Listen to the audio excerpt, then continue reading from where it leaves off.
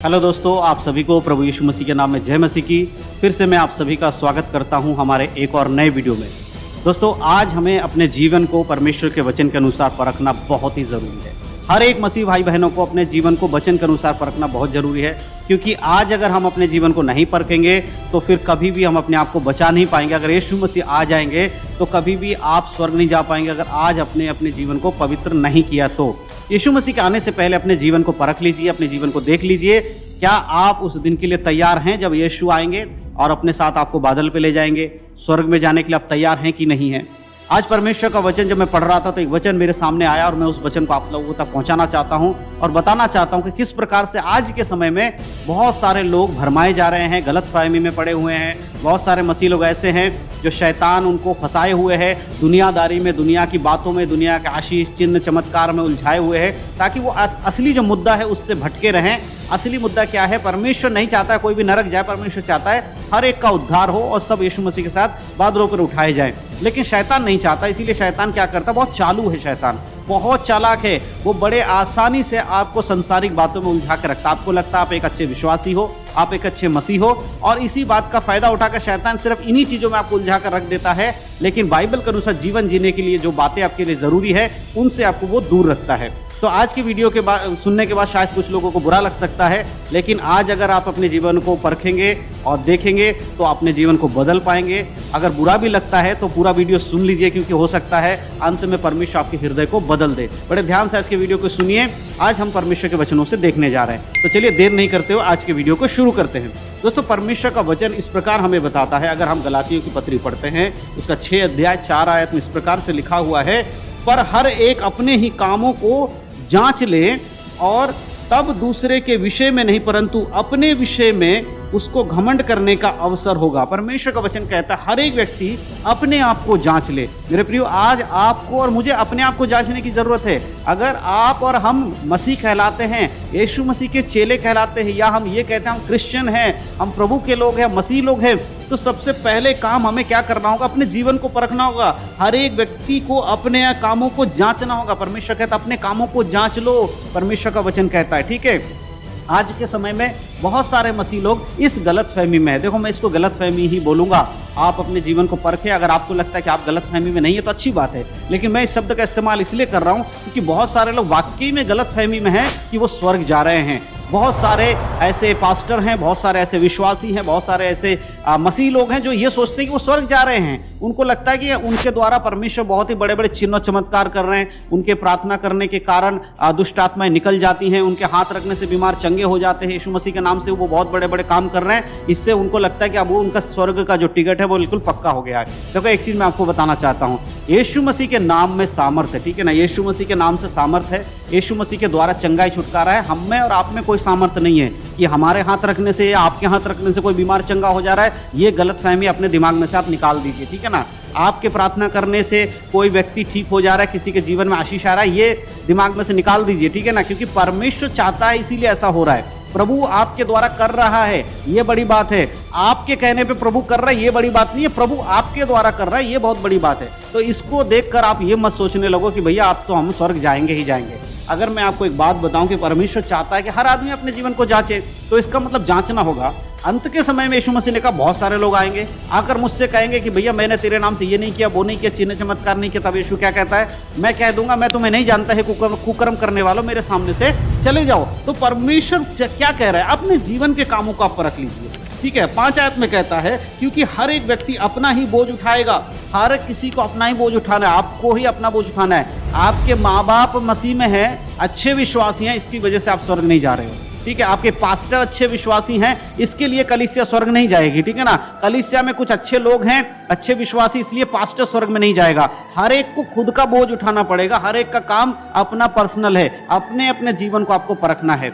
हर व्यक्ति परमेश्वर के साथ आपका कैसा रिश्ता है वो मैटर करता है। ठीक है, आपके हाथ रखने से बीमार चंगे हो जा रहे हैं, इसका सबूत नहीं है कि आप स्वर्ग जा रहे हो, क्योंकि चिन्ह और चमत्कार यीशु मसीह के नाम से होना, जहां पर यीशु मसीह का काम होना वहां तो होगा ही होगा, लेकिन आपका व्यक्तिगत रिश्ता परमेश्वर के साथ कैसा, क्या आप बाइबल के अनुसार चलते हैं कि नहीं चलते हैं, ये आपको देखना होगा। और 6 आयत में जब हम पढ़ते, 7 में जब हम पढ़ते हैं, वहां पर परमेश्वर कहता है 7वीं आयत में, धोखा ना खाओ, परमेश्वर को ठट्ठों में नहीं उड़ाया जाता, क्योंकि मनुष्य जो कुछ बोता है वही काटेगा।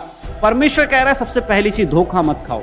बहुत सारे लोग धोखा खा रहे हैं, आप में से बहुत सारे लोग धोखे में हैं। लग रहा है ना आपको कि आप स्वर्ग चले जाएंगे, क्योंकि आपके द्वारा तो बड़े बड़े चिन्ह चमत्कार हो रहे हैं, आप प्रार्थना कर रहे हैं तो रोगी ठीक हो जा रहे हैं, आपके हाथ रखने से दुष्ट आत्मा निकल जा रही है, आप डांट रहे तो दुष्ट आत्मा निकल जा रही है। परमेश्वर के चेलों ने जब आकर, यीशु मसीह के चेलों ने जाकर आकर उससे कहा कि प्रभु, हमने जब दुष्ट आत्माओं को डांटा तेरे नाम से, वो निकल गए, तूने हमें दुष्ट आत्माओं पर अधिकार दिया। तो यीशु मसीह ने उनसे क्या कहा था, इस बात से खुश मत हो कि दुष्ट आत्माएं तुम्हारे वश में कर दी गई, परंतु इस बात से खुश हो जाओ कि तुम्हारा नाम जीवन की पुस्तक में लिखा गया है। मेरे प्रियो, क्या आपका नाम जीवन की पुस्तक में है? इस पे आपको गौर करने की जरूरत है। दुष्ट आत्माएं निकलती हैं, वो यीशु मसीह के नाम से निकलती हैं। तो आपको सबसे ज्यादा मेहनत किसमें करना है? चंगाई के वरदान के आपको मिला है, वो अच्छी बात है, परमेश्वर आपको इस्तेमाल करा, अच्छी बात है, लेकिन क्या आप स्वर्ग जा रहे हो, ये बहुत इंपॉर्टेंट है। अगर मैं एक उदाहरण देकर आपको समझाना चाहूँ, पुराने नियम में हम सब जानते हैं, नबियों में मूसा नबी के बारे में हम लोग जानते हैं, मूसा के द्वारा परमेश्वर ने बहुत बड़े बड़े चिन्ह और चमत्कार करे। अगर आप निर्गमन की पुस्तक को पढ़ेंगे तो आपको दिख जाएगा, और शुरू से लेकर आप पढ़ते रहिए, क्या क्या काम परमेश्वर ने किस प्रकार उनके जीवन के द्वारा किया है, कैसे परमेश्वर ने मूसा को इस्तेमाल किया है, हम सब लोग जानते हैं ना।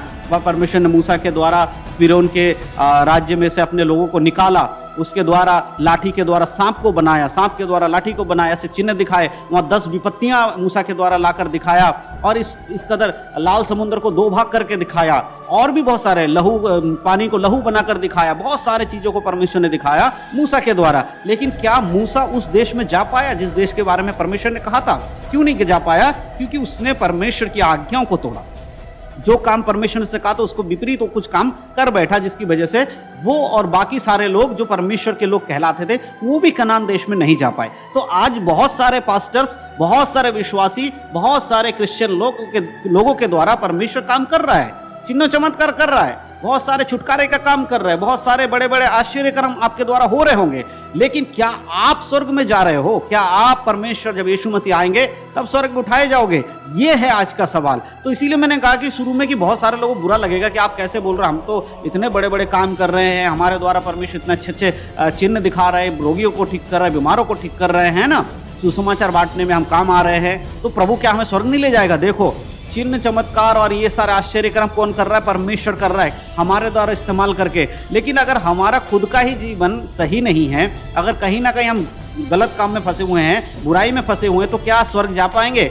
बिल्कुल नहीं जा पाएंगे। इसीलिए प्रभु कहता है हर एक व्यक्ति अपने कामों को जांच ले। आप अपने कामों को देखिए ना, आपके द्वारा परमेश्वर क्या काम कर रहा है वो अलग है, लेकिन आप क्या परमेश्वर के लिए कर रहे हैं, या आपके जीवन के द्वारा, अपने शरीर के द्वारा आप संसार में क्या काम करते हैं, आपका स्वभाव कैसा है, आप परमेश्वर के उदाहरण बन रहे हैं कि नहीं बन रहे, जैसा परमेश्वर आपसे चाहते हो वैसा कर रहे हैं कि नहीं कर रहे, या फिर आप एक सांसारिक जीवन भी जी रहे हैं और यीशु मसीह को खुश करने की भी कोशिश कर रहे हैं। तो ऐसा नहीं हो सकता। कोई भी व्यक्ति संसारिक बातों में रहकर प्रभु को महिमा देगा और परमेश्वर खुश हो जाएगा, ये समझना गलत होगा। ठीक है, इसीलिए दुनिया में आपको परमेश्वर ने जब अलग कर दिया है तो आपको अलगाव का जीवन जीना होगा संसारिक बातों से हटाकर।